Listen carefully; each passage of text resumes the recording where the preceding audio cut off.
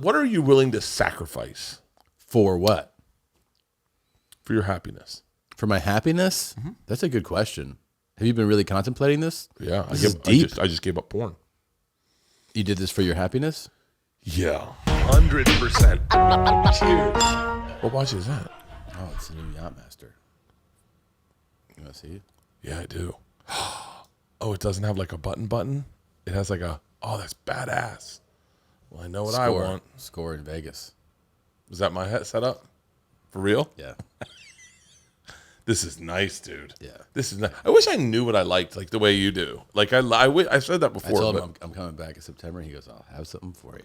Let me hit her up. Let me hit her up now. Are we recording? Perfect. That's a great way to start the episode. I'm in Vegas at the end of the month. Paso Robles in Vegas. By the way, I am in. What a great way to start. What do you have a any tour great dates? way to start. Do you have any tour dates? I have a bunch. When does this come out? This comes out next week. Next week, I will be in Hawaii surfing. I'm taking Georgia surfing. You are? Mm-hmm. Where are you going to go in Hawaii? Tom, I'm considering this comes out Wednesday, and I'm leaving tomorrow. Well, which island are you going to? Oahu. I'm staying at Turtle Bay. Oh, I just heard an Oahu surfer story. Shit, maybe I can get you the surf instructor. Or you already have somebody? I'm just doing. I have people that have offered to take us out, but I that makes me really uncomfortable. You probably want to be with a pro. Right? No. You don't want to be with? I just want to be with like. I mean, do you want to be with a professional instructor? Yeah. I'll see if I can get the contact. Okay, but like I have a hard time when people say, "Oh, don't worry, I'll pay for it." It makes me uncomfortable because then I feel like I can't do what I want to do. Exactly. Yeah. I go, just let me pay for it so that I know that like when they go, the meal's on us. I go, you don't know how I eat. Yeah. They definitely don't know how you eat. Hey, drinks are on us, and I go, that's gonna put a dent. Yeah. But you have really good. You have a retirement account. I've been off for 2 months. Oh, you have been off. Yeah. I thought you meant off alcohol. No, I've been off alcohol for 2 weeks, but Alf. 2 weeks? Yeah. 2 full weeks. Well, Leanne's birthday, I drank. Which was Saturday night. Okay, so it's not. Yeah, not full, but like, who counts that? Like if someone goes, when was the last time you had a drink? Do you say the exact date? Well, if they were asking me that question, I think I would answer. Okay, when was the last time you had a drink? So you do it. Go. I don't know. Okay, me too. I don't know. Okay, no wait. I can tell you. I had a drink on Saturday. What'd you have?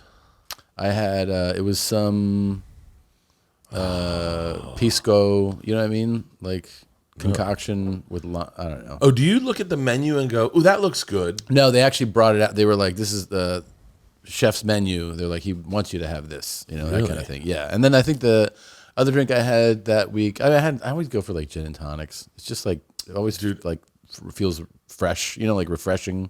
It's so funny. I did not want to drink at all. Like, because I drank on Leanne's birthday and I didn't want to. I didn't want to because, So you didn't want to break your streak? Yeah. Yeah. It has nothing to do with like. Right. You're like, I'm in a streak. I'm in a streak. I'm feeling good. Take a look at my recovery on my Whoop. Look at this. You're going to be fucking jealous. Look at my recovery on my Whoop. You're not wearing your Whoop? I'm not wearing it. Look at my recovery. Those are fucking solid. I know. Is that green. Because of tequila? It's because, no, I've been drinking. But you made this big push for tequila. Well, yeah, my recovery is through the roof on tequila, but this is going to sound crazy. Yeah. I stopped losing the feeling and like the ability to move the front of my face when I drank tequila. What do you mean? Like I had a hard time smiling at people.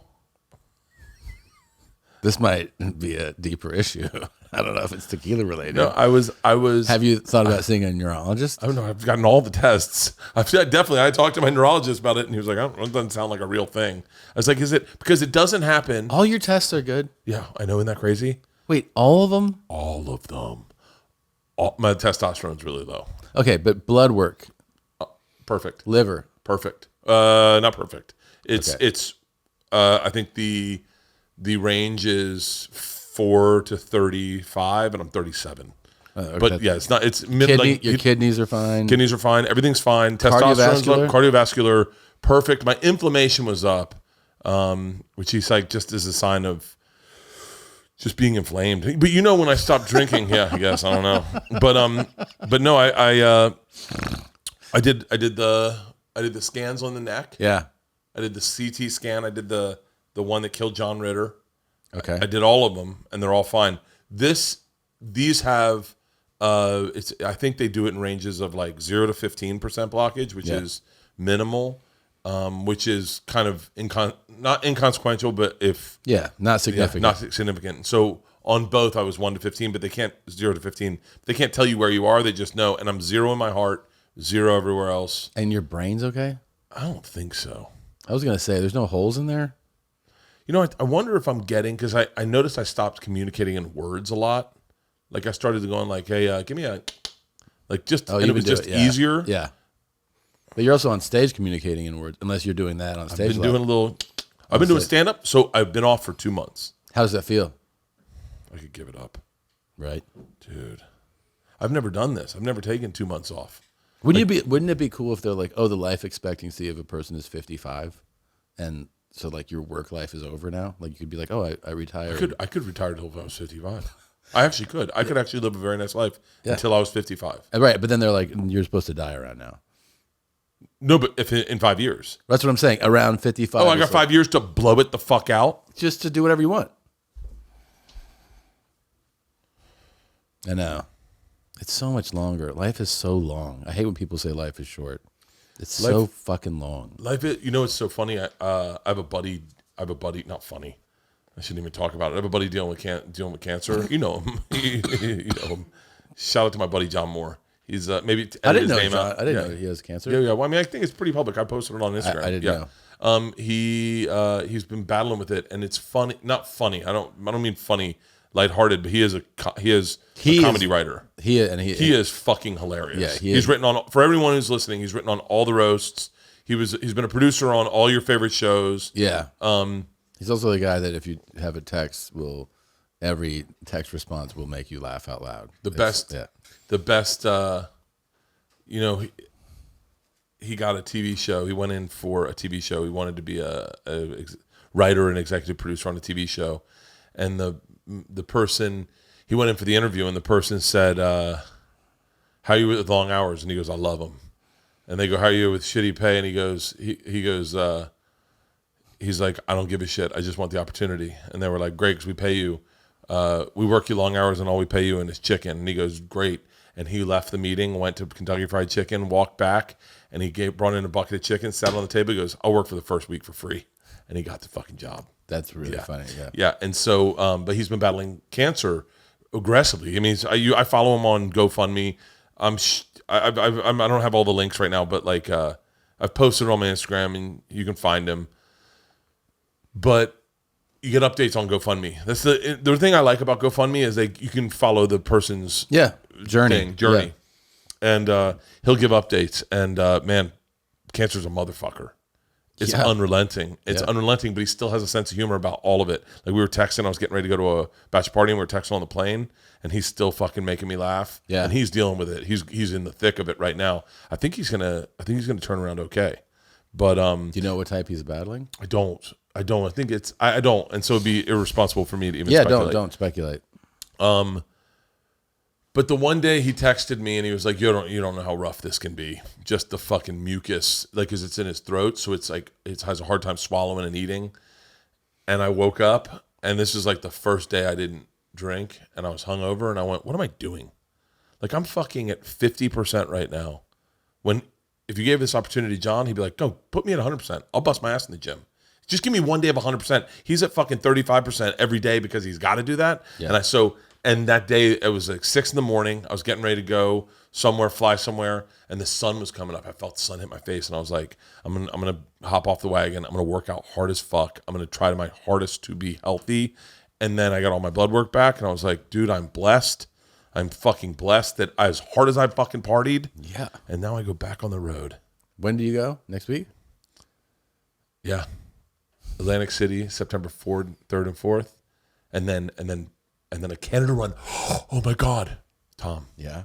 So they go, oh, fuck. So, because we just talked about this. Yeah. So the bus is here. Peter had packed up the bus last night. Yeah. And so they tell us we're going to do Atlantic City. Then I come home. Then we're going to do a makeup date in Spokane. Mm-hmm. Then Victoria, British Columbia. Yeah. And they say, listen, the bus is going to meet you in Spokane. It's easier for us to take the bus around, but no drugs going into Canada. And we're like, well, easy. We've cleaned the bus out. Like, we're getting the bus clean. Just put everything in. And so it's super easy. The bus is empty. Yeah. So we load the bus up. Peter comes back with over an ounce of marijuana. It was in my disc golf bag. See? Fucking 9 joints, a bag of weed some guy gave me, my fucking smoke can, the little one-hitter thing, a vape pen, all in that thing. Dude, we almost went into Canada. And I don't even know where Victoria is. Is Victoria up by Vancouver? Yeah. Where is Victoria? Victoria is right, like, on the way to Vancouver. For real? Yeah. Yeah, so we would have pulled in, we would have fucking got arrested. And you just told me the story about you going through. Dude, that was, I fucking almost had a sweet old bus driver go to jail because I forgot there was weed there. Here's the question. What are you willing to sacrifice? I read a quote the other day that kind of stuck with me. It said, the death of one man is a tragedy. The death of thousands is a statistic. Oh, that's very good. Yeah. I'm really into history. Oh, yeah. You're obsessed. You're obsessed. I forgot to say that. I'm obsessed with history. I'm obsessed with history. Yeah. I don't even realize my kids are making fun of me when they say nightmare and 100%. I don't even realize they're making fun of me. Oh, they're doing like they're like, I the other day, do you guys want pizza? And Ali goes, 100%. I don't, because I say it in regular life. Yeah. So they're, and I was like, for real, you want it? She's like, 100%. And then I was like, Georgie, you want pepperoni? She's like, Dad, that would be a nightmare. And I'm like, I know, right? Fucking assholes. So what are you willing to sacrifice? For what? For your happiness. For my happiness? Mm-hmm. That's a good question. Have you been really contemplating this? Yeah. This is deep. I just gave up porn. You did this for your happiness? Yeah. I was watching a pretty fucked up video and I was like, this isn't going to happen in my real life. I have a lot of thoughts on porn. I'd like to hear all of them. Well, okay. It's good seeing you again, buddy. It's good seeing you too, buddy. I mean, first thing I'd like to say is that I don't shit on anybody in that industry. I don't at all. I know. I'm putting it out there that I don't like. There's a stigma that they deal with. In my experience, I was just saying that to somebody that my experience with people in that industry is always amazing. Like, I'm saying that I've been fortunate to do like comedy bits with adult performers. Yeah. I just did a couple. I just had 2 in. In the new thing? In that thing, 2 came, but they're just who? they're Can you tell me who? I don't know if it would ruin anything. I mean, I'll tell you. Of course, I'll tell you who. Yeah, but you want to edit it out? Yeah. Go ahead. So I had in this thing, and but in my experience, good call, Halston. Good call. Yeah, that's one. Yeah. Jesus, doing the Lord's work. That's not it. But anyway, is that they're always so cool and nice, and so I just want to put that in a. I will take it a step further. I think the whole industry as a whole is a nice decompression button from regular life. I can't. Here's where I have a crux with it. I can't imagine living a life where my wife wasn't cool with me watching porn. Yeah, that'd be strange. I agree with you. I have a friend who's not allowed to go to a strip club, and like Leanne's totally cool with strip clubs. Yeah, and I think growing up in Florida, I think maybe because in Florida, at the end of the night, that's where everyone went. Well, strip club also as a group is very different than strip club alone. By yourself. By yourself. It's very different. But the it's a regular sized dick. It is not. That's a regular sized dick. It definitely is not. I promise you. This guy's pretty good. Who's he? I hate that I know who he is.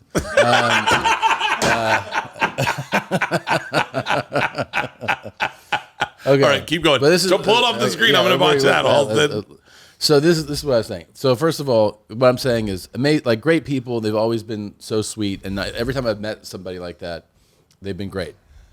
My thought on it, to one degree, is that you have to accept that this is fantasy and entertainment, and it's serving a purpose. And there's times in your life where like it really does serve. You know, you're alone. Let's say we're comedians, we're on the road, and you know, you're in a room, you're in your hotel room, and you're like, I just want to like jerk off, right? Yeah. And you pull it up, and it serves its purpose. I can think of times too, especially when I was like, I don't know, I feel like I just got here, early 20s, alone, where I can think of like watching what I would say is like just way too much, and you get into this space where you're like, this isn't healthy, because too much of anything can be like disruptive to you. I think there's an imbalance to it. And I think the older you get, I mean, to me, I've become less interested in porn as I've gotten older. I see it for what it is. I see it as serving a purpose, it being there to do something to stimulate your mind in some way, you know, to arouse you, that it is a fantasy, but ultimately it isn't reality. And even like people that work in the industry would tell you like, no, this isn't real. This is a performance that we're putting on. Yeah. I actually think and this isn't because I don't want to take, I preface this with like, I don't want to take business away from any of the ones that work, whatever. But I think I think we're all better off not consuming it all the time. I'm saying this as somebody who's watched plenty. And I joke about it all the time. I talk about it, and I'm not an anti-porn activist at all. I'm saying for your mind, for your happiness, for your sex life. I think the way that it serves you as a couple or whatever is probably to watch, like if you find something you'd like to watch together. I think it would be great. I never could, in a million years could get Leanne to watch it together. No. Like here's what's crazy is she's cool with it. She's cool with me watching porn, but I don't think she knows what porn is. Like I don't what do you mean? I don't think I think she's cool with me watching it, but she's not cool watching it, if that makes sense. Yeah. Like she's cool with the disconnect of going, if that helps him get through the day and keeps us happy, there you go. He needs to jerk off at watching, whatever he needs to watch, or these girls, which is crazy because like the girls I enjoy most remind me of Leanne. Have you ever met any of them? Yeah, met Christy Mack. But that, you know what's crazy? Here's the crazy thing about like meeting Christy Mack is like, I mean, I say this respectfully, and I hope this doesn't come out wrong, but like I felt a tad bit creepy at times because even like I'm a fan of hers. Yeah. But first of all, she's a little different than everyone else because I followed her life. You know, like I followed her when I first heard about her on Rogan, right? Yeah. When she was dating that one guy. Yeah. John. And then I followed the Tribulation. I followed them at like MMA fights. I was like, oh shit, that's a Christy Mack chick. Yeah. She had a cool look. She was all tattooed up. Cool, yeah. She liked snakes. I like snakes. She liked fucking dogs. Like I was like, oh, this is a cool chick. And then you follow the fight and the beating and then the whole story. And then you follow all of it. And then in a weird way, you're like it's good to see her happy, if that makes sense. Sure. But also, there is a moment where you're sitting in a room with her talking, and you're like, my only way of coming about you is by watching you naked. Yeah, I don't know if maybe you didn't experience this too. So far, and this has happened 100% of the time for me. Yeah. Every time I've met a porn star, I can't sexualize them anymore. Oh, I haven't. Because funny, I think meeting Christy Mack's boyfriend was the thing that killed it for me. Oh, well, that makes sense. I was like, he's a really cool dude. That's it. The thing is that like, because what you realize is that when you want, like, if you just go to like a tube site and you watch a clip, right, you're just like, you're in this room with this person who there's a distance between you and them in like reality. They're just like this uber sexual person, and you're watching them have sex, and like, okay, that's super arousing. When you're at the Comedy Store or wherever, and somebody goes, "This is Christy Mack," and you're like, "Oh, hey," and then you just start talking about like, she's like, "Yeah, a flight was delayed," and you're like, "Oh yeah, do you fly into LAX? Fucking nightmare, right?" And then you start talking about real life stuff. The separation from fantasy person to real person, like this thing just kind of disintegrates, and then you go, "Oh, you're just like my friend." It's like, you're a regular person now. I can't watch you anymore in that personally. I have not. I can't have watch not you in that watched context. one clip of Christy Mack since I met her, and you're right. I can't because I met her and her boyfriend, and I was like, and I felt weird. By the way, they all hate us so much right now. They're like, stop saying to not watch. Do not meet them. Yeah. Is what the That's point what is. I'm saying. Don't meet your heroes. Don't meet them. Don't meet them. It's because it is.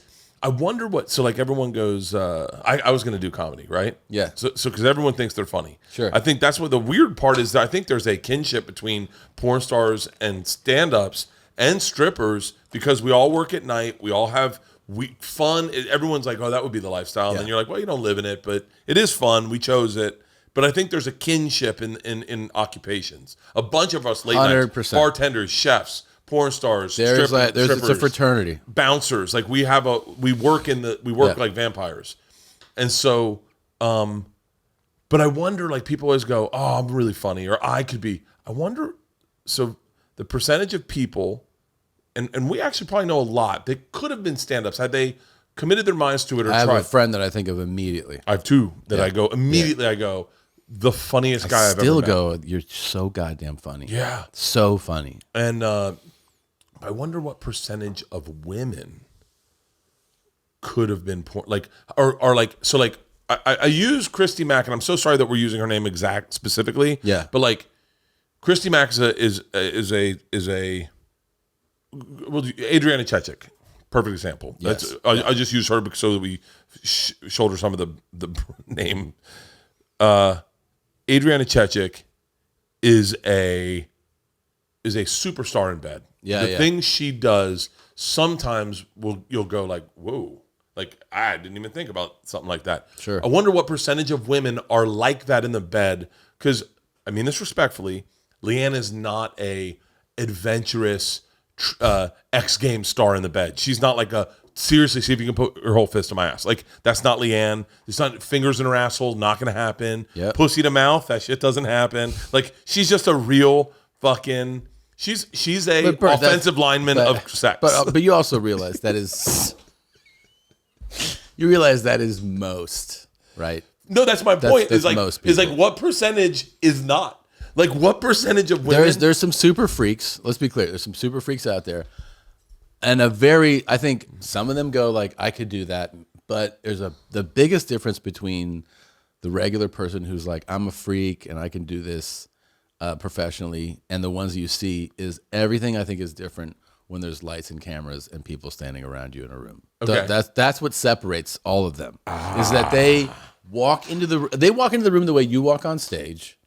You walk on stage, and you know your funny friend who doesn't do stand-up, it's different, because the difference is you're like, yeah, but I'm going to get up on stage and everyone's just going to look, and it's just going to be me and a microphone, yeah, and this horrible body, and they're all going to laugh, and that's like, Are you talking about me? yeah.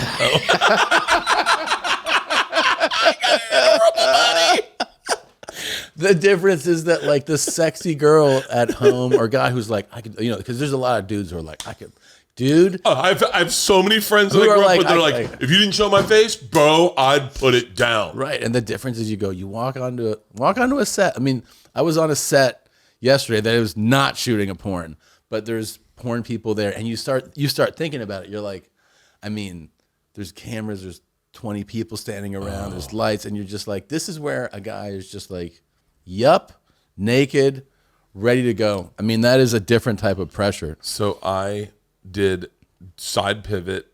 I want to be on this conversation, side pivot, because I think this leads to a good place. Okay. Trip flip we did in Paris. You did porn? We had a couple, and we were outside the Notre Dame in an apartment overlooking with a beautiful view of the Notre Dame. Mm-hmm. And they were going to do charcoal sketchings. So we set them up to look at the Notre Dame with their things there. And then I'm to show up naked and go, actually, you're sketching this. And it's me naked. Uh-huh. So problematic now. Very. No one's consent. But, you know, it's like running up the fucking everyone at Travel Channel signs off. Oh, yeah, on that's it. funny. It's yeah. it's a good bit. It's a good bit. Is Bert cool with it? I'm like, well, Bert's the last one that needs to be cool with it. Do you have a hard on? So they send me up to the room. That would be the best. They send me up to the room, and I decide I'm gonna get hard. I'm gonna get hard. Wow, so this is where this is going. Yeah, Right? I'm gonna get hard. Yeah. And then I'll show it. I'll go hard, and then it'll go, but it'll look nice for the drawing. So they send me up to the artist's loft. Yeah. Trip flip nude model. Yeah. Bert. Yeah. So that's me naked. That's the couple. God rest their souls. I think it definitely made the rest of the trip very awkward. Yeah. I don't know. I can't speak for them, but it didn't for me. But once you see someone naked, then it's hard to not see that. Yeah. So, the only thing that would have been better would have been if she had been like really into you. she was not. But right. She definitely was not. But that would have made really... She was a rescue worker, and still is probably a rescue worker in Colorado. Okay. She does mountain rescues. And so wait, do you go upstairs and fluff yourself? so I go upstairs to the artist thing. They have them downstairs having coffee. So I run up to the artist thing. Artist is actually, I go back to the artist. I think the artist was kind of attractive. Older lady. Yeah. Kind of attractive. Very French, very cool. Yeah. And she says, and sees nude people all the time. Yeah. You'll be on a nude model? And I said, yeah. And she goes, okay. Do you want a glass of wine? And I was like, yeah, fuck, I'll take a glass of wine. And I was like, hey, is it okay if I she goes, yes, of course. Make it the way we want to see it. It does, yeah. Like David, you do it. And so it's like, okay. So I get a glass of wine. I go back into the back corner of her house. And I start to fluff. And nothing Right. has happened. Nothing has happened. It's getting smaller. Yeah. And I am doing everything. I pull up porn on my phone. I can't get It's the pressure. anything. Yeah. I am doing where you grab at the base and whack it back and forth. Yeah. I'm trying to pump blood into it. Nothing. Now, granted, it is ice cold in this apartment. Yeah. Because if you notice, we're all in fucking long. Nothing is happening. And my sound guy, John Sales, comes in. He's like, are you ready? And I was like, not even close. And he looks at it and he's like, oh my God. I mean, it's the worst it's ever been. It's the worst representation of my dick that it's ever been. I mean, I'm talking drunk at a dinner party, kick him out. I don't ever want to see you guys again. That's what my dick looks like. Yeah.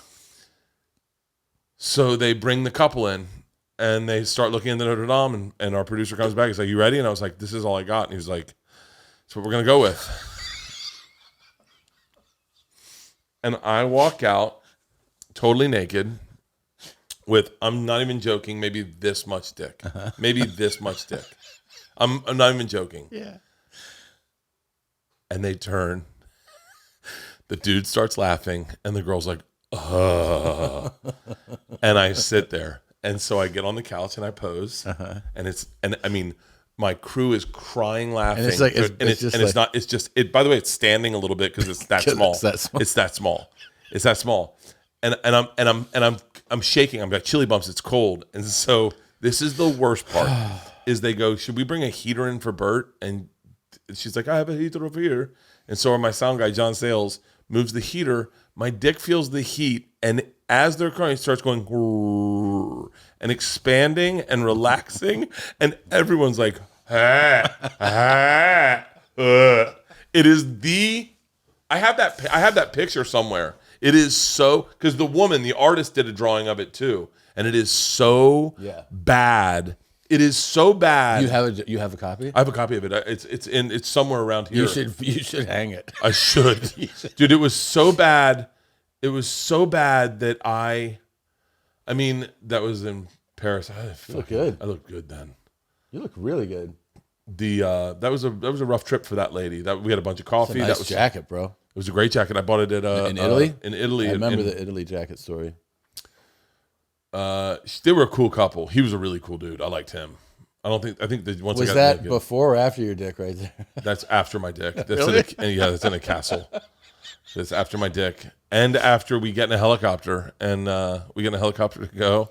Dude, this show was so problematic. It's not. You can't find it. Discovery Plus is not airing it. Yeah. And I'm thinking about buying it from Discovery. Yeah.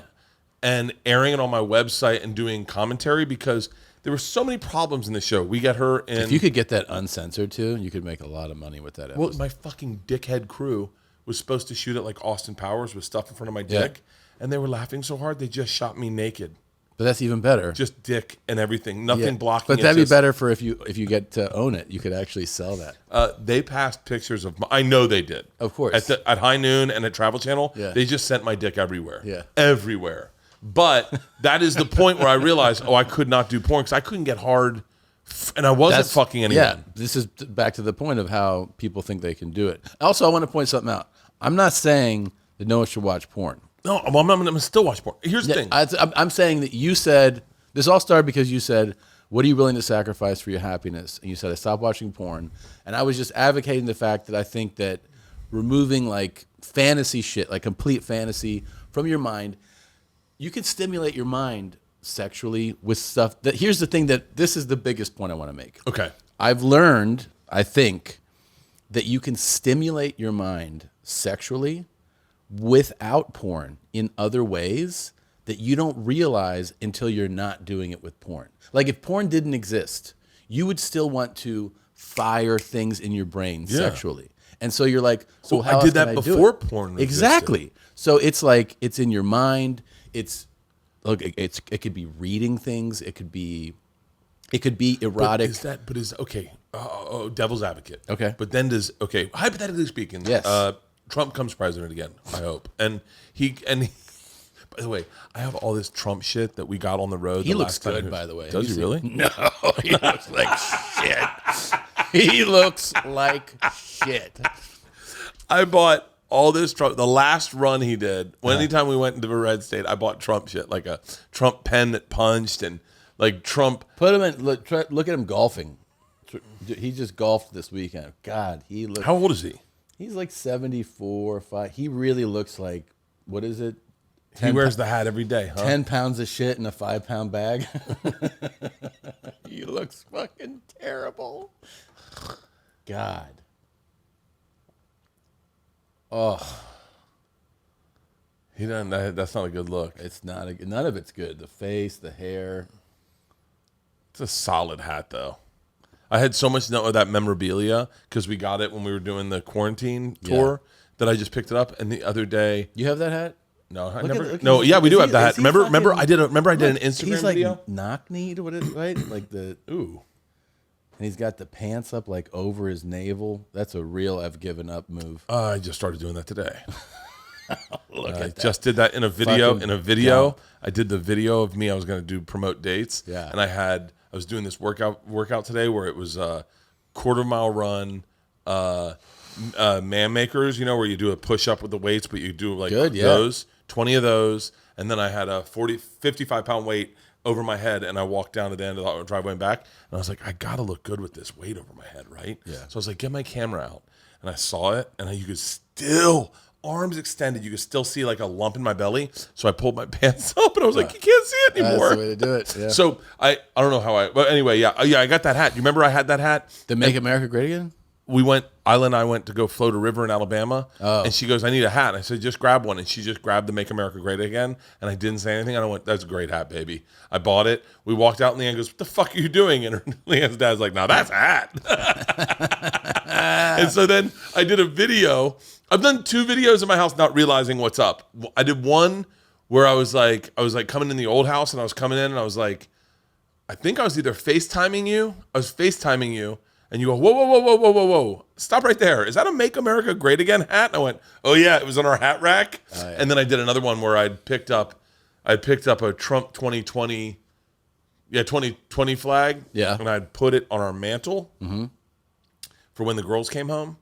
And the girls came home and they went out. They were like, oh, I remember this. And then I forgot it was up there. And I watched Monday Night Football and started filming. I was like, this is why you watch football. And it's a Trump 2020 flag. I had so much of that memorabilia that I forgot that I'm blind to it. Yeah. So I had CBS come here to do something.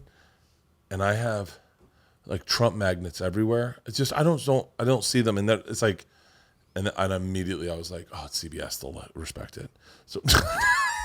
But that's when I had to clean out everything. For all your summer travels, whether you're going abroad or staying domestic and you want to immerse yourself in the culture, now is the perfect time to start Babbel. Babbel is the language learning app that's sold more than 10 million subscriptions thanks to Babbel's addictively fun and easy bite-sized language lessons There's still time to learn a new language before you reach your destination. I am on Babbel every day, and I'll tell you the truth.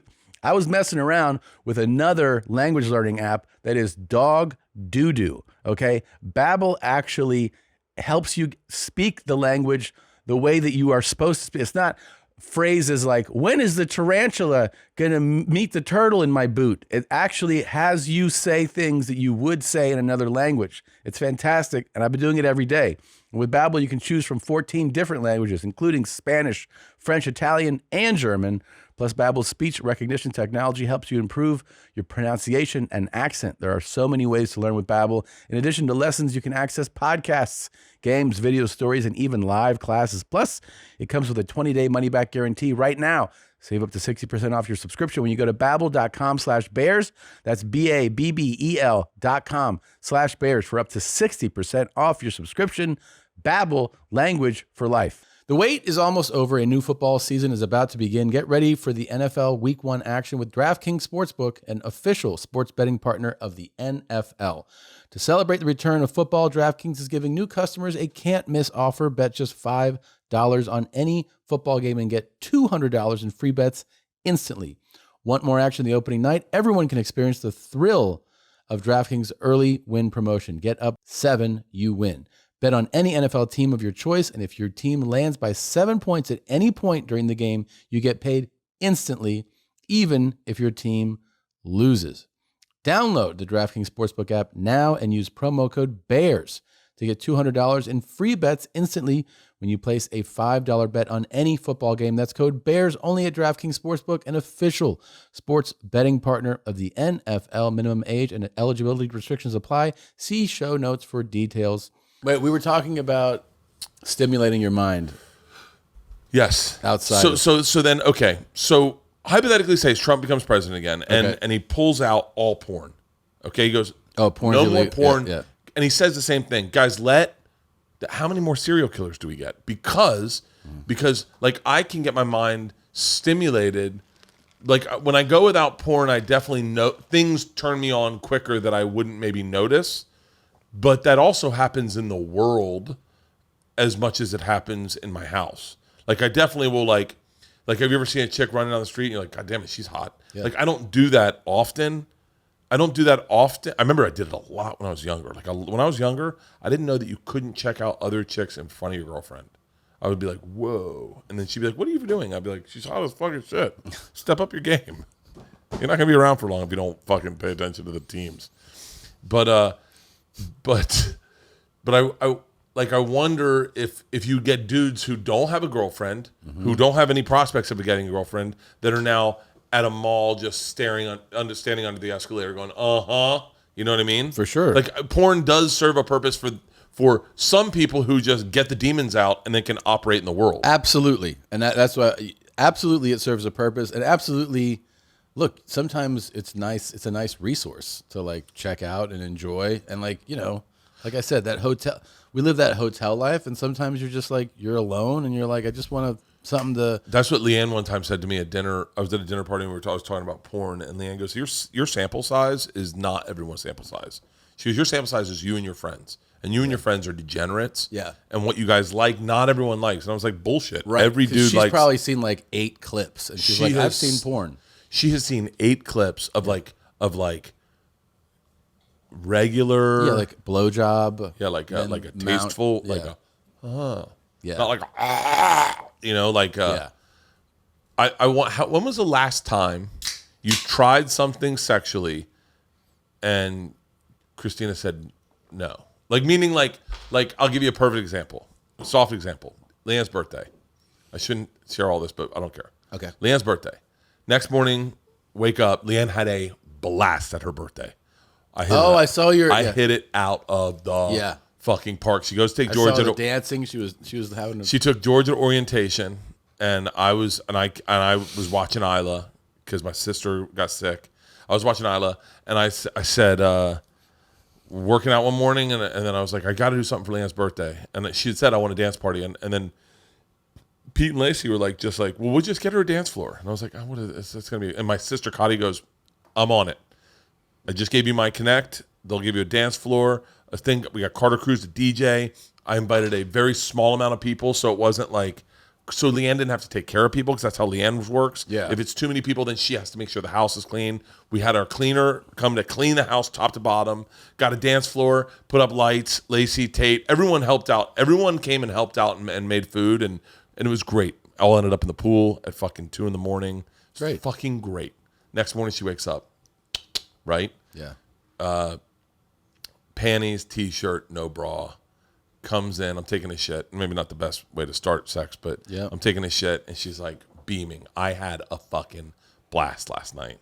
It's early, and so I was like, oh well, let's see. I stopped using words. Yeah, you did, and you also are describing that you're literally pinching one off, and you're like, how about we give me a second to wipe, and I'll as soon as I let me take a look at this shit on this paper, and then I'll be ready to fuck you. Do you have any wet wipes? Because it's pretty runny. She's like, wash your hands and meet me in the bed. Fuck. This is horrible. Okay. Yeah. But we do the first part, and then she's happy. So we go to do the second part, and I go, hey, how about a little? And she goes, nah. I was like, oh, okay. And like just like a typical, not like a, hey, don't do that, but like a typical, like, that's not happening. And you just go, all right.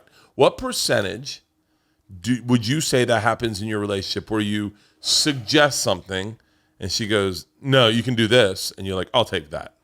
Wow, that's a good question. I mean, because I have a great one after this. I have a great question that hit me hard as fuck. Okay, go. Okay. I think no, that's not happening it's not all the time. It's a percentage. I don't know the exact percentage, but I feel like 15%. Yeah, I think that sounds accurate.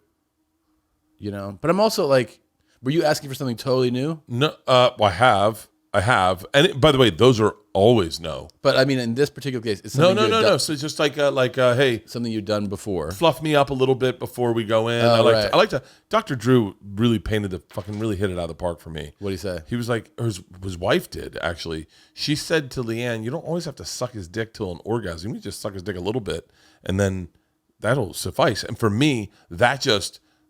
I just love that, and then sex, and then Leanne's like, nah, it's my birthday. Get to work, big guy.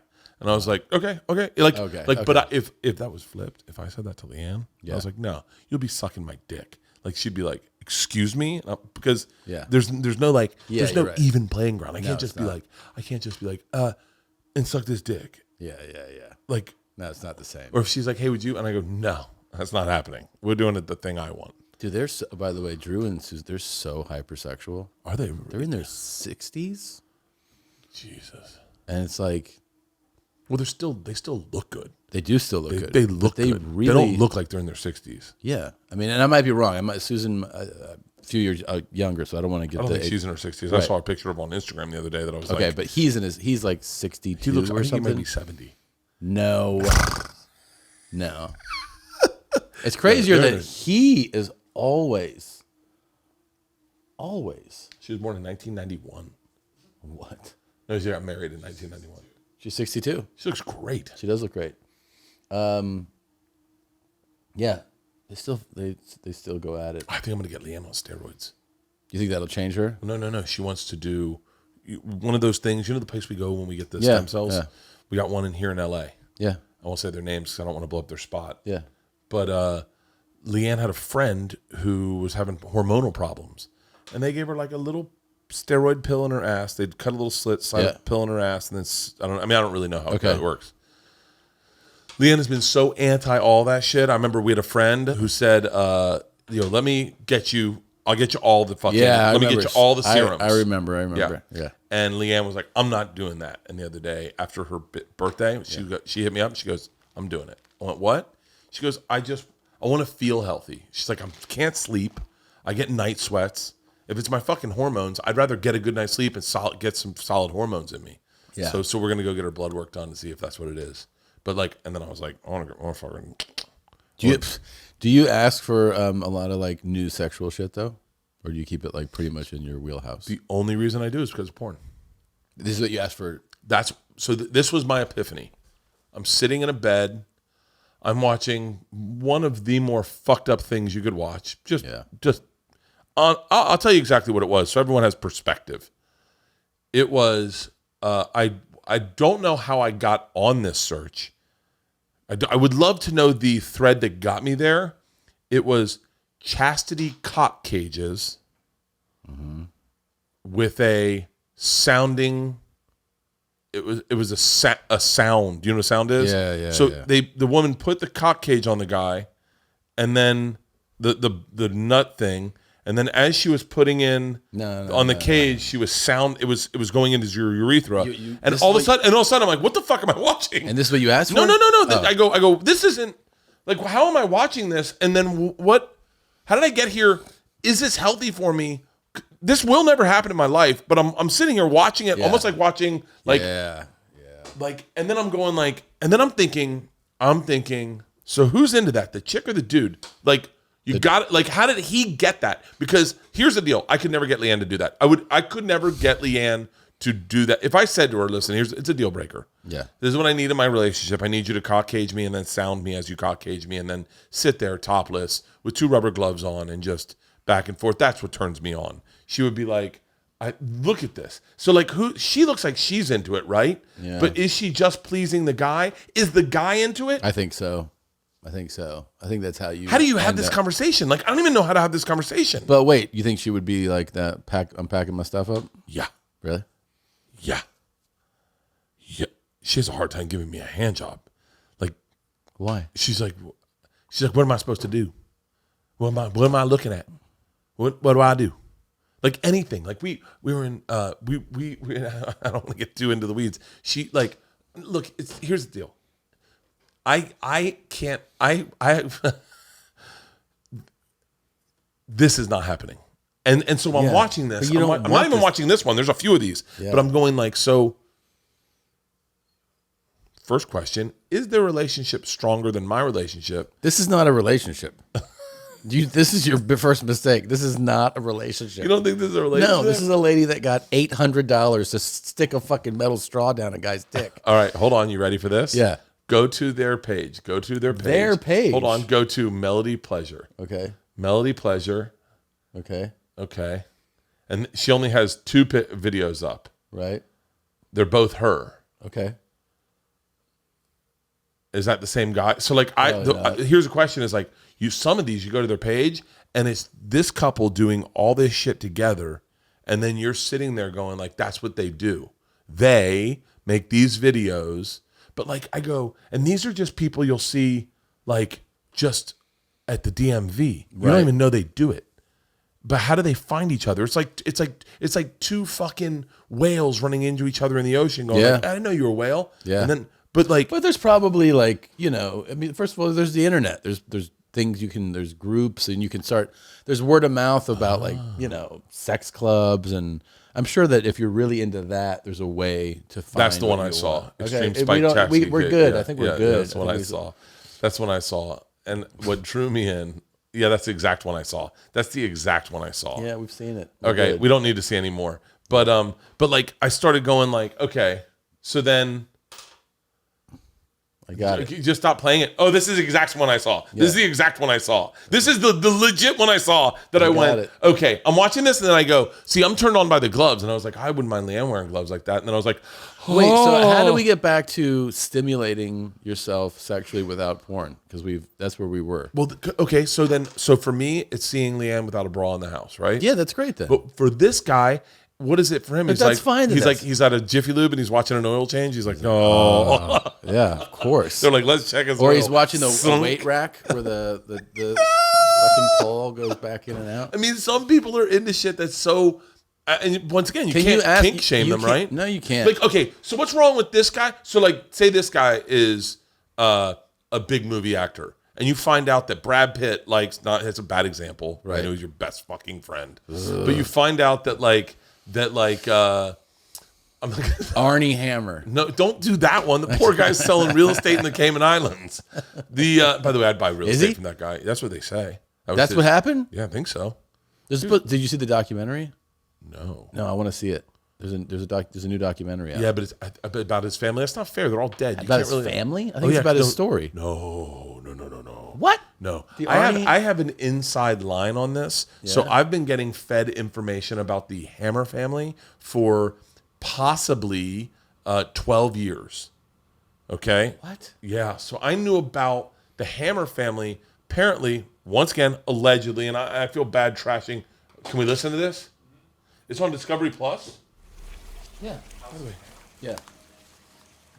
Oh, I watched Hammer Time. Is that a different one? To talk about what happened in my relationship with Armie Hammer. Are you okay to bring up your phone? Yeah.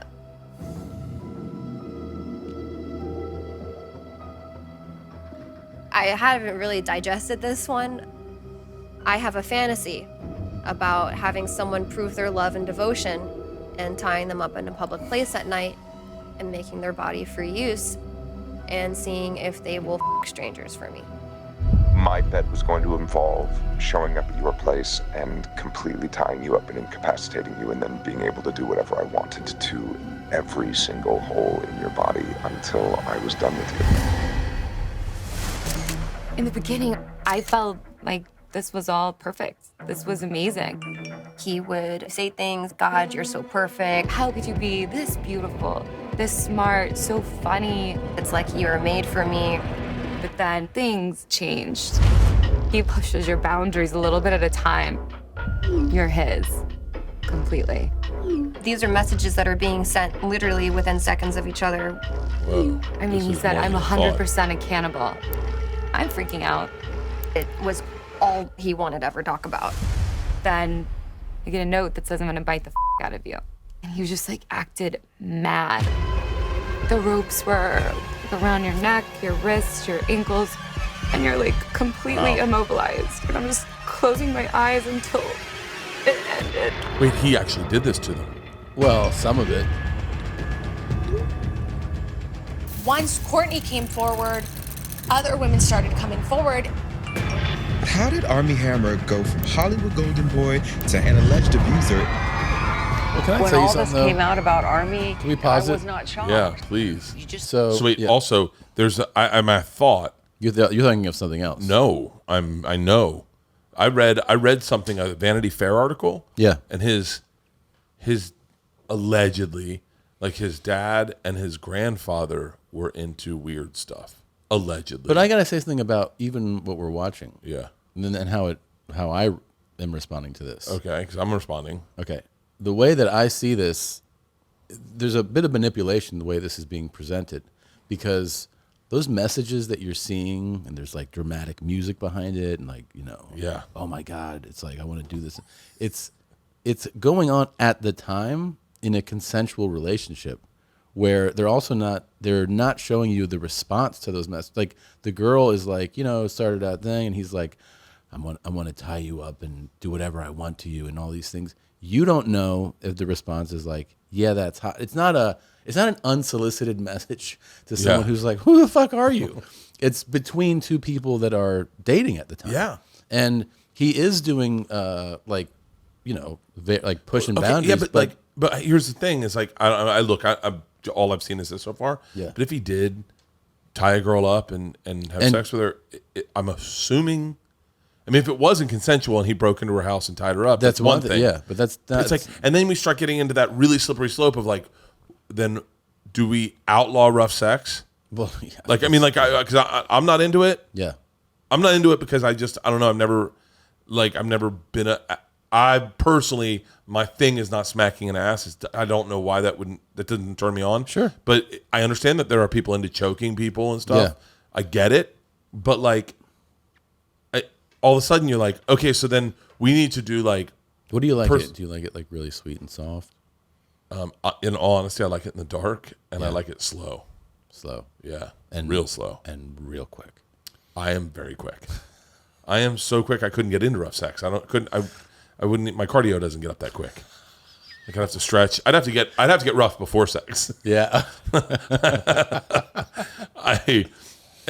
But like it just is so weird because you're right. You're only seeing one side of it, and obviously it is a hit piece. This isn't someone that goes, let's find out the Armie Hammer story. But if a couple people are dating, right? This girl is dating this guy, and you develop a rapport, and he starts sending you. I mean, these are like kink things where he's like, "I'm gonna own you. You're mine." Yeah, and like fantasy talk is, I guess, that's what turns you on. What if she's just like, "I am you." Yes.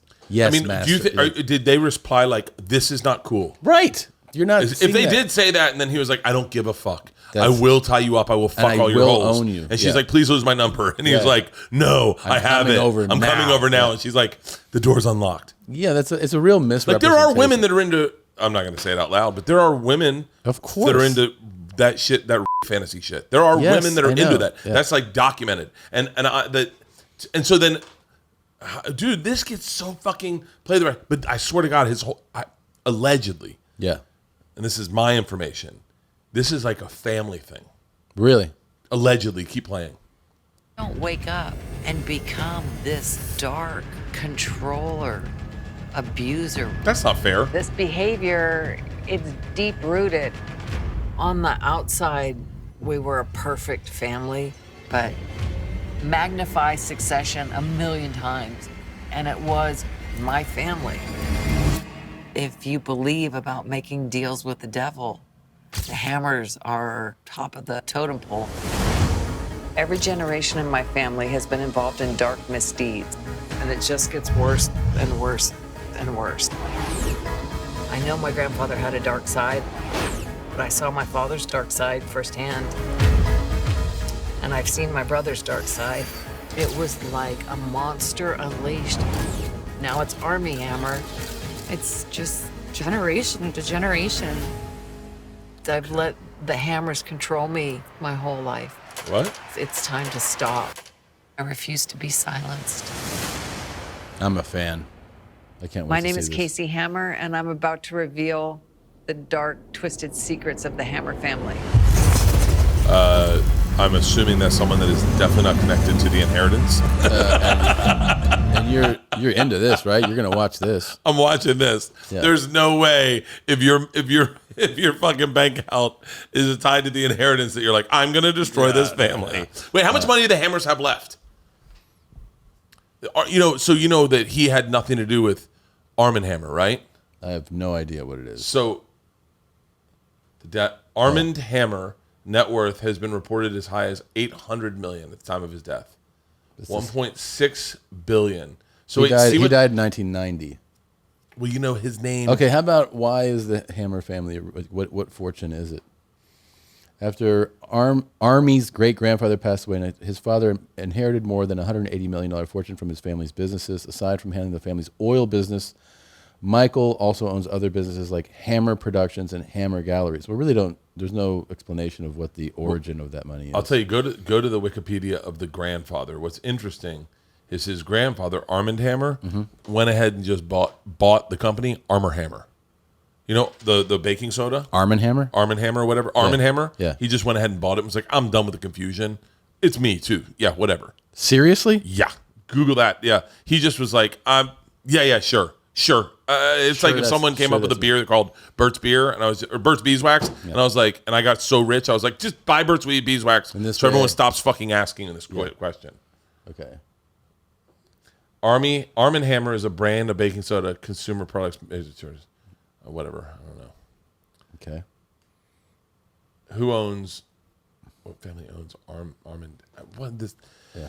But it's kind of, you're right. It is kind of crazy because it's like if I'm sure that if Leanne and I got divorced, there's a way she could. The text I sent her where I'm like, what's the matter? What? Armie Hammer is not the heir to Armie Hammer. Oh, they have stock in the toothpaste and the baking soda company. It's not named after them, but they bought enough stock so that he was like, enough of the questions. Yeah, sure, that's ours. But it is kind of crazy, and I mean, it's hard when you watch a documentary like this to not think it's got to be a hit piece. They couldn't have gone in going, clearly, let's tell the story. And also, but there's no money in telling that story. There's no money in it. There's no money in. I would be very interested in if they're going to show any responses to his messages, or if it's all going to be, because when the story first broke, and you're like, oh shit, this dude's wild, right? It occurred to me right away that they were only showing his stuff and like no responses. Dude. So how do you? And here's the deal: everything comes full circle. Yes. All these women who are playing the victim right now, Yeah. there is the way the media works is they've been put up here. Let's see it. The way the media works, they've been put up here, and now the fun story for the media is to take these women down. That's the way the media works. Right. Is that they go, all right, the fun thing for the media is to now exonerate Armie Hammer. That's going to be the fun thing, I think. Okay, is this a response? This one is also. Let's see. I want to mark you. I want to bite you. I want to chain you up and you again and again. Fuck, this is overwhelming. Haha. What did you tell her when she brought up all the marks? What does she think happened, or does she know? So the response is, every time I move my head, my neck hurts. It's so sore. It's never been this sore before. It's also sounds like I'm talking about. It's also never had a belt around it. Okay. Doesn't sound like super. Yeah. Well, consensuous. Sounds like for not being ready, you took it like a champ. No, I didn't. I tried to crawl away and cried hysterically. She's got to be so surprised. Haha. She goes to the pool and comes back to an assault victim. I couldn't even look at you during any of it. That's not how ready I was. She's a bit shocked. I'm not going to lie. You crying away while I stalked you down your hallway was so exhilarating. All right. Well, maybe wrong. Maybe we're wrong. Maybe we're wrong. Maybe we're wrong. A little bit of a tone Yeah, change. a little bit of, yeah. Okay. You around? I'll phone you later. Yes. How may I be of help? Daddy. Oh my God. When you call me that, I get so horny. Ugh. I need to drink your blood. Why the distance? I'm yours, Daddy. I will help you. He responds, I need you to rent us a place and set it up with a list of things. I'll mail you about it. Of course. Where? I'm going to be so naughty and kinky with you there. Oh, the possibilities. All right. So that's definitely a playful back and forth. That's playful. Here's the deal is like, it's crazy. This is also one of those territories, just like politics, where I go, I got no room in this argument because I don't text like this. Yeah. I've never. There's one other thing you got to say about a back and forth like this. What? And I'm just saying to be totally fair to people. Yeah. You also don't know if there's a game in the back and forth of a text thread. In other words, I loved hurting you and oh my God, it hurt so bad. It was so painful. Oh, that that playing into. Well, that one chick was like, "That's not how I saw it." Yeah. No, I'm not trying to explain that one. I'm just yeah. saying that if people have a rapport, that could be part of their game. It's part of the gameplay. I mean, look, I'm pretty. I'm the wrong one to fucking. Speaking of sex, I have to tell you. Oh wait. Go ahead. So we did a podcast a few weeks ago where you were like, Tim Dillon, he said like. Oh, and then he called me a fat fucking beach. So he came on YMH Live, and he was. I don't know if there's a better guest on any podcast. He may be. I would argue he is the best podcaster we have right now. He's so good. Everything. Have you seen his last Rogan? Have you heard it? I saw the clip about the America. Yeah, I saw that and the whole podcast. Yeah, the whole everything. He breaks down things so because Tim is really smart. He reads funny. a lot. He's really funny, and he has that ability that great comics do, where you can set him up and you just know he's going to run with something. It's like you can bring up there's certain people too, like right, like if you go, I'm going to bring up. Racial injustice or police, brutality. I'm just gonna set up this question to Chris Rock. He's gonna that's what he's been thinking about for the last month. Yeah, and there's something. He's gonna say something that is it's gonna go for a while. It's gonna be thoughtful. It's gonna be funny. And I feel the same way with Tim, where like you bring up, Abortion. He did a rant on abortion where he's like, first of all, I think we should force abortions, force pregnancies. But here's the beautiful thing about Tim, is that you can't you don't really know where his politics align because he has fun with everything. He does, and and you have an idea where they align, but like for the most part, but it's not 100% leaning hard into one thing. It's not like Shane Gillis, who's a definite Republican. Like or. Yeah, I was texting with Shane yesterday. Yeah, I fucking love that guy. He's hilarious. He is the fucking funniest. Yeah, he's so keep going. So Tim, I mean, you can Shane Gillis will be with me at Red Rocks. Oh, really? Yeah. That's a good choice.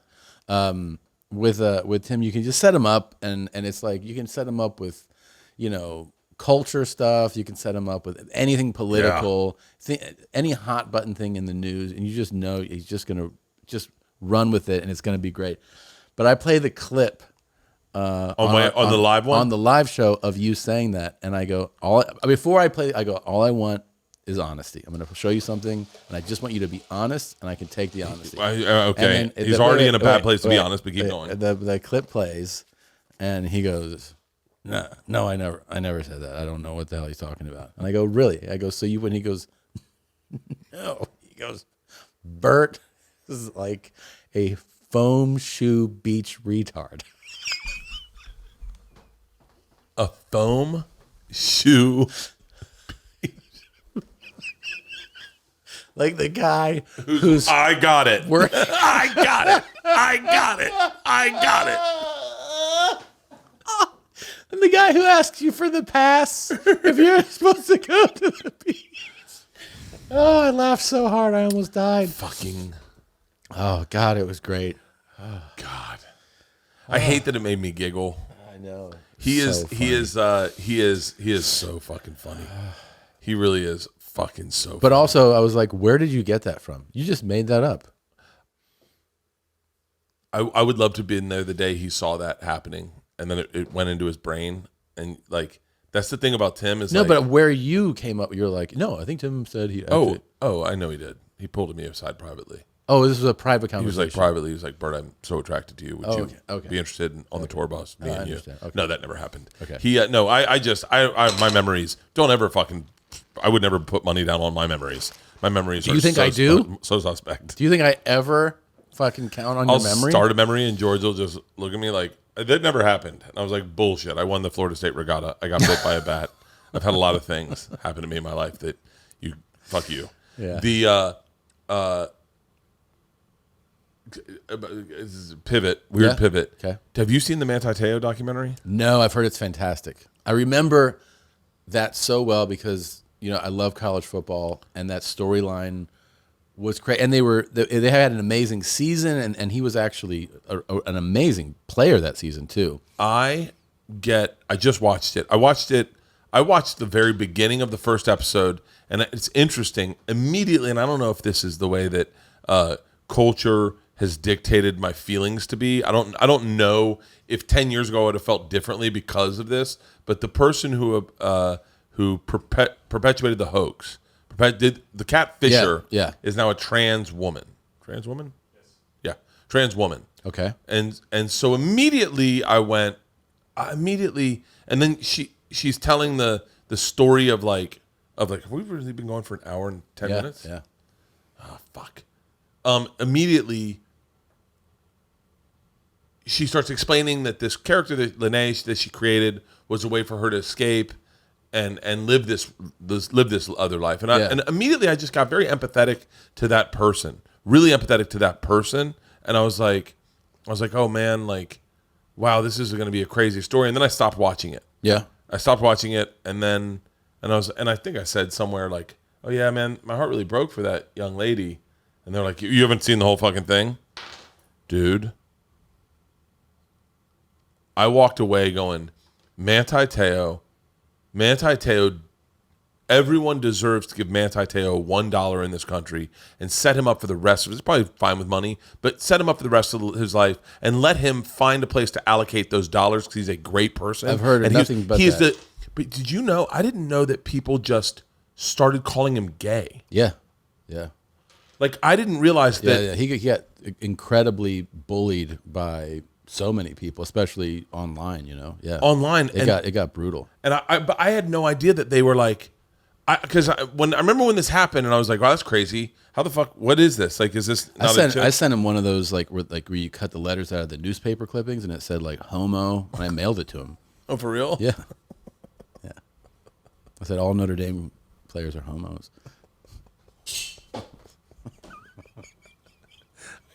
I texted him last night. He did. What'd you text him?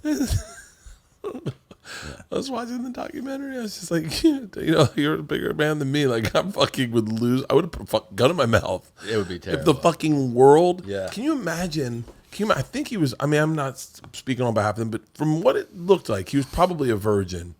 You know, 'cause he's very, very, very religious. He was very religious. He's a Mormon. I want to say he was a Heisman hopeful that year. He was. It was him, Johnny Manziel, and T.J. Bradley.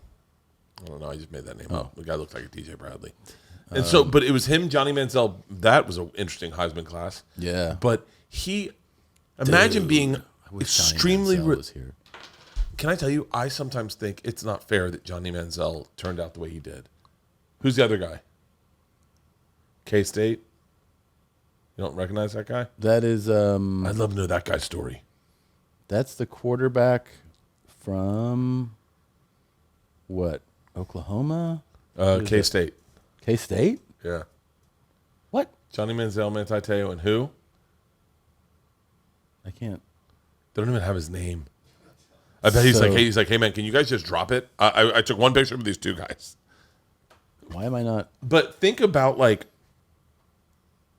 Manti Te'o is a great person top to bottom. Has always done the right thing. Yeah. His parents say there was two things he said, yes, dad, and yes, mom. Never questioned them. Busted his ass. Lived in a life of God in the Mormon church. Followed the Lord. When the Lord gave him direction, he went, I got you. It's not maybe what I want to do. You're right. You're right. K-State quarterback Colin Klein. Okay. I don't Colin remember Klein. him. He committed a bank robbery, I think. This is an interesting Heisman class. And so, I'm joking. But he does all the right things. Finds a girl online that's gorgeous. Doesn't know, he's naive at best. Yes. Very naive. Doesn't want to admit to people, I've just been chatting online. But he says, I met her. Is told she dies. He doesn't do one thing wrong. He doesn't do not one thing did he do wrong, except for maybe lying to his dad and saying I've met her because he was embarrassed. Right. And then all this shit happens to him. You want to talk about life not being fucking fair? Yeah.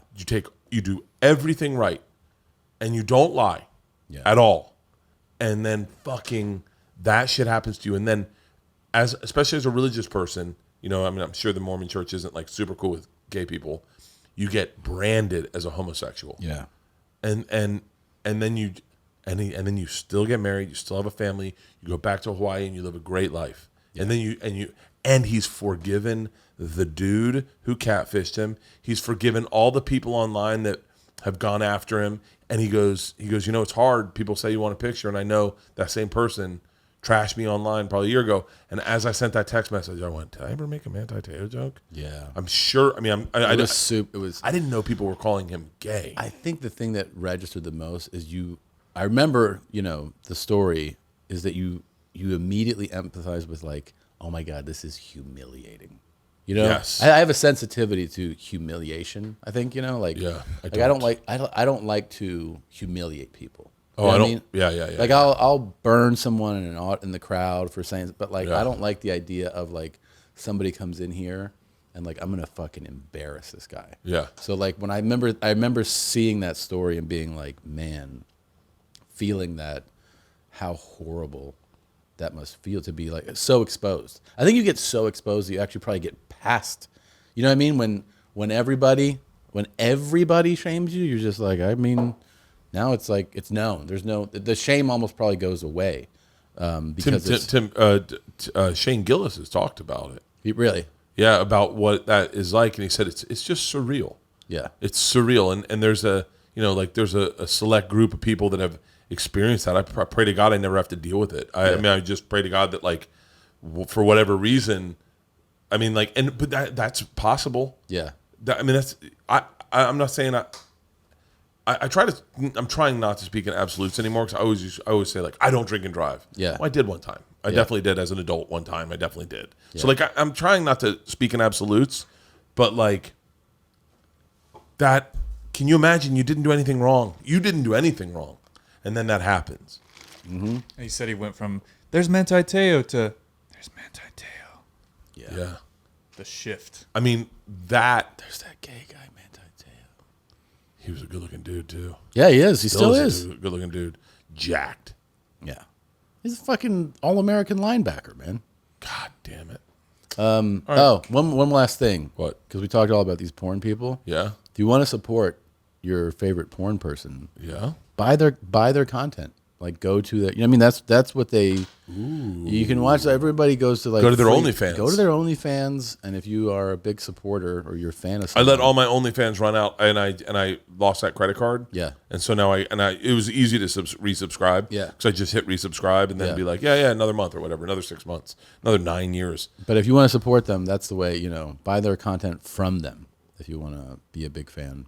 I have a link on my website, burtburtburt.com, that has all the porn sites that you want to subscribe. Mostly it's Atlantic City and September 3rd and 4th. Yeah. But, well, I'm on tour. I've announced international. Oh, when are you going international? So January, I do Australia, New Zealand. Okay. And we moved to, in Sydney, we moved to we moved venues. We moved to the bigger theater. And then I haven't yet announced the next stuff, which is in a, it's more international dates, but I have a bunch of them. Really? A lot. Yeah. Oh yeah, we moved to the Aware Super Theater in Sydney. Is that different than the Sydney Opera House? It is different. It's larger. Yeah. Really? Yeah. Jesus Christ. Yeah. I just planned out. And just so you know, if you had tickets to either show on the 20th and 21st at the previous venue, for either time, they applied to the show on the 20th or 21st at the. So you've added a show in Melbourne. Yeah, we've added two shows in Melbourne. I don't know where we're at, man. We're doing 4 in Brisbane, I think 4 in. We're doing a lot of shows in Australia. Holy shit! And then we will announce so many more international shows soon. I can't say them yet. Well, I'll show you my international schedule. Is it crazy? What's so funny? I haven't. I don't have. I think it's flip flopped. And I announced my Netflix special is being shot. When? It's being shot. Where are you shooting it? In Phoenix. For real? Yeah. Where are you shooting it? At the Celebrity Theater. I hate your guts. Why? That's the best place to shoot a special. We'll see. That is the best place to shoot a special. November. That is the 4th. Are you serious? Yeah. My birthday's November 3rd. I know you shooting that. it Thursday? You're just shooting 2 shows? Mm-hmm. Really? Yeah. Why? Why? I always shoot 4. Oh, maybe I will. I'm certain. Have you put out tickets yet? I don't know. There's going to be 6 fucking shows. You're going to do 10 shows and fucking. You're going to do. You could shoot. You should do the Chappelle and do. I think he shot 19 shows. It's crazy. I wouldn't do that. Yeah, I think that you give yourself too much. That Celebrity Theater is one of my favorite places to perform in the world. Rad. It's so great. That's going to be an amazing special. I hope so. And yours, you're shooting yours in Omaha? Omaha, yeah. Are we going to release our specials like back to back like we did last time? Hopefully there's a pandemic and it allows us to. Oh, capitalize. monkeypox. Yeah, monkeypox. I hope it starts taking people down. You're forced to stay home. We could do that again. What? Celebrity Theater, have you released tickets? Have you put those on sale yet? The first show went on pre-sale last week. Okay. Well, by the time this airs. So yeah. And so yeah. Well, nice. I'm doing mine in Omaha. Omaha. Where at? I don't know. The Orpheum. Okay. I think they're sold out. All right. We're doing 4. We're shooting 4. We can only shoot 4 because fucking Cornhuskers are Saturday. Oh yeah, you don't want to compete with that. No. It doesn't matter who's in town. At all. It could be the Stones. It could be fucking Harry Styles. It was a little the Chevalier in Boston. Yeah, that's my encore play to Boston. I already did Boston. When's this? Is this in November? Yeah, but I already did it. I already did the Wang and. So wait, why didn't we? We should have done. I have so much to talk to you about. Here, let's wrap this up. Yeah, let's wrap this up, and then we'll go eat lunch, and then come do another one. Okay. All right. I love you. Love you. Bert and Tom, Tom and Bert. One goes topless while the other wears a shirt. Tom tells stories and Bert's the machine. There's not a chance in hell that they'll keep it clean. Here's what we call Two Bears, One Cave. No scripts, a bit of booze, amateur partology. Dirty jokes, raunchy humor, no apologies. Here's what we call Two Bears, One Cave.